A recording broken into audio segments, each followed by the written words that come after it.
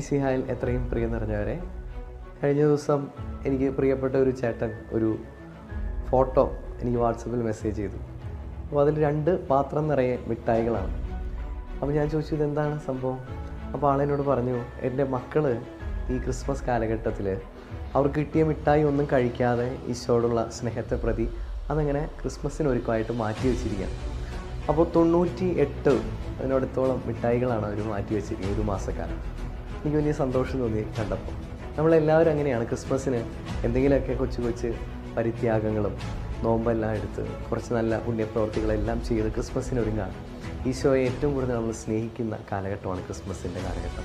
തിരുവചനം മാർക്കോസ് സുവിശേഷം 12:30 തിരുവചനം നമ്മൾ ഓർപ്പിക്കുന്നുണ്ട്.